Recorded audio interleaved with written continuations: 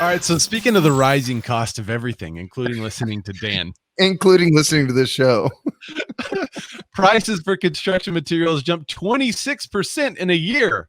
So honestly, that sounds low, given everything that's happened. When this article came out, it's from magazine.realtor, so it's on the National Association of Realtors. 26% price increase for housing materials sounded cheap compared to what was happening with wood.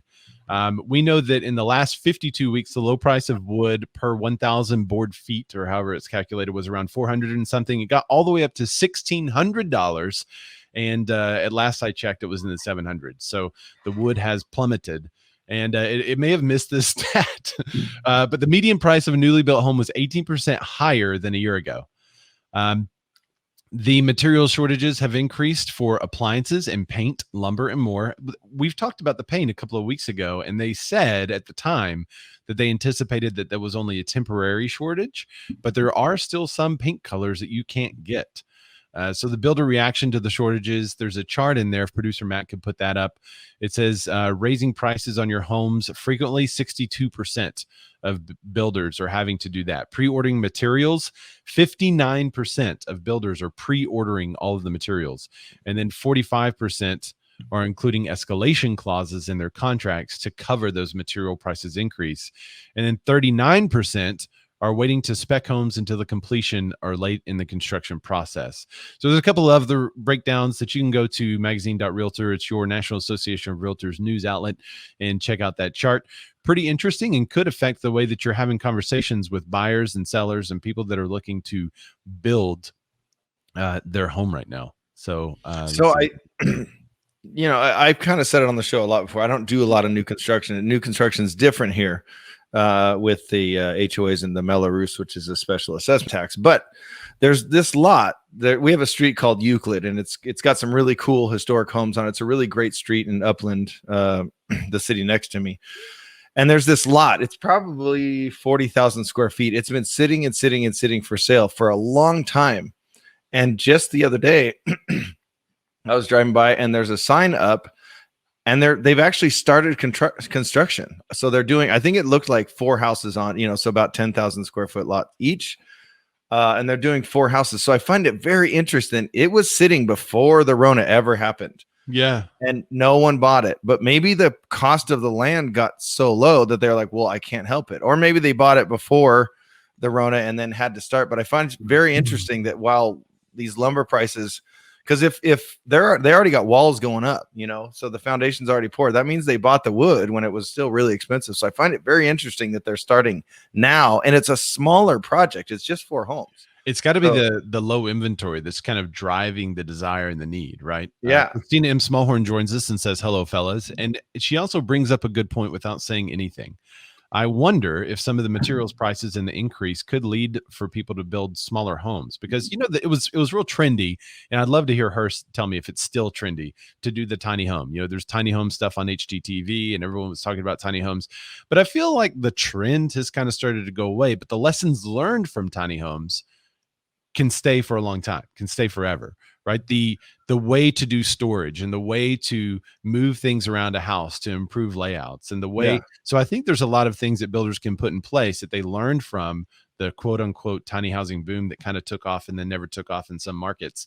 But I think there's a way to use those increased materials prices to still build a phenomenal home. Phenomenally phenomenal. I didn't mean to say phenomenally. Phenomenally phenomenal. To build a phenomenal home and then use some of those practices and stuff. So they're using less materials to build something way more quality. That's what Christina Smallhorn says, still very trendy because it's less expensive. Yeah. Well, and I think what the Rona has taught us is that, remember when everything was locked down, and I don't know if it happened around here where it was like, oh, we're all shut down. More and more people got out. Like, we were supposed to stay away from each other 6 feet and all that stuff. But at the very beginning, first of all, the first 3 weeks or so was just like a ghost town everywhere, which I loved. I don't like being around that many people, but it was like all of a sudden everyone's on a bike and there's a mountain bike short. You can't buy any bikes anywhere. And then everyone's walking, and, you'd walk and you'd stay 6 feet away from people with your mask on. But combining that with more and more people are enjoying being outside, I think it's taught us, like, we don't need so much space inside. We need more space outside. So, Yeah. and I know there's the trend that you're saying for the that silver wave that's not coming, where they're buying the bigger house actually, so they can have the family stone where everyone comes and they have what they need downstairs, and then the family stays upstairs. But for younger people, and I'm seeing more and more of a trend, people renovating. Our good friend Tim Macy of the Tim Macy Show and #whiteboxing is doing a bus. I have another friend that's rebuilding a bus, and I think there's more and more of that going. People wanting to get out and being outside. I think the Rona has kind of, and then the government oppression. You don't want to cover that, but has forced people to get out and really enjoy being outside. Oh no, that was terrible. It just kicked me out of the room on Clubhouse. So I'm back. Sorry about that, guys. All right. All right, so Adam Johnson. Because I mentioned government oppression. Sorry, maybe. Adam Johnson chimes in and says, in my area, they're building 500 square foot homes for 220,000 and 200 square foot homes. Wait, 200 square foot homes for 150,000? Wait, what? It can't be 200 square foot homes, really? I'm sitting in more than 200. My office is bigger than that. Surely not, Adam. Tell me I'm wrong. Melissa Mars said a friend of mine is doing a bus too. She lives in Philly right now.